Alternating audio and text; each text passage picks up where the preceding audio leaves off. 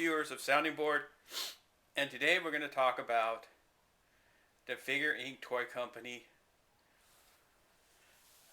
original Harley Quinn figure. This one is actually kind of neat because she's actually on the classic Mego body, so she has more mobility and articulation than what a Mego female would have. So you can have her fight, you can pose her nicer, and only problem is the headpiece is loose because she's bald underneath. The costume is pretty good, won't last over time, because this type of material is really hard to store and doesn't take well to being open. What's wrong with her ball? There, no, it's a little tight. But yeah, so it's one of the nicer looking figures from Figure Inc. Toys. And I think I need to get a Joker for her, because the Joker I have, his strings broke. But I can restring him. That's not a problem. But due to the fact he has a onesie for an outfit, it was real easy for her to display him in the library laying down, so no one knows his strings are broken. But yeah, you can have her. The only thing that's kind of sad is she has hands, but they didn't give her her classic hammer, which would have been nice. As you can see, she has the cufflinks, the two different color hands, the mask molded in. As you can see, she's bald underneath here.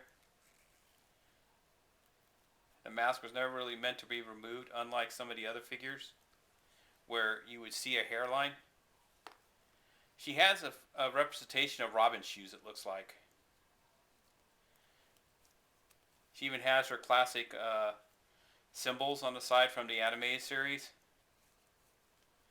The only thing is, the paint scheme isn't very good, because you see on the one I got, it's got this paint error, which is kind of sad. White paint does that pretty regular.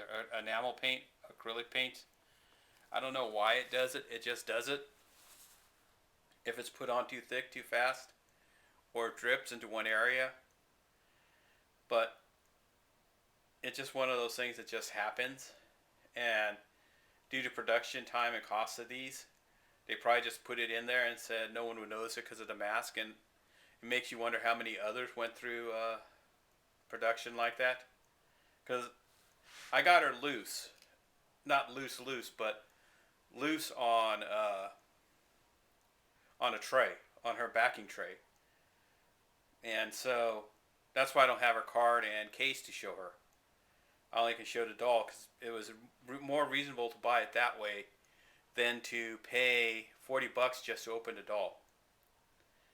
You know, it's easier to open up a fashionista bar because it's only like $10. These are $40, so I have to pick and choose what I'm going to open and share with you guys.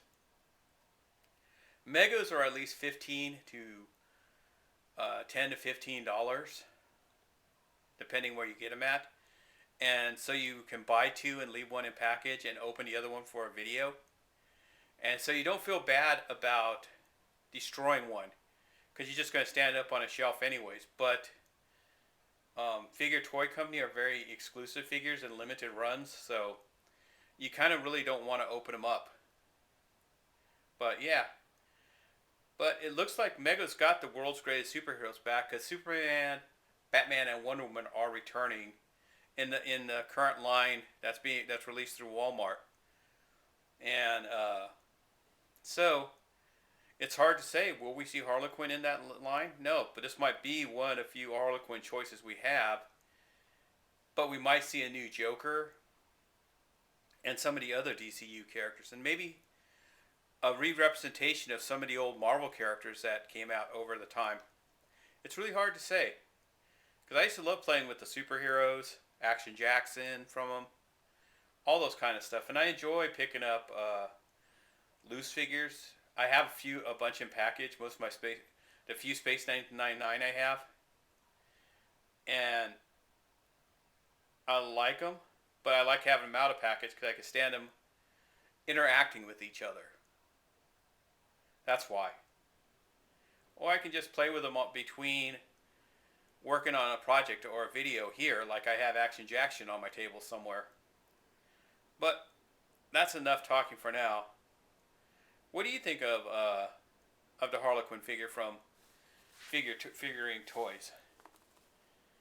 You know, do you find it cool? Do you like the representation of it? You know, is it something you'd want to go out and add to your DC Hero collection? Or take it apart and customize it and maybe make, since it's bald, you can make all her other incarnations from the movies of like Suicide Squad?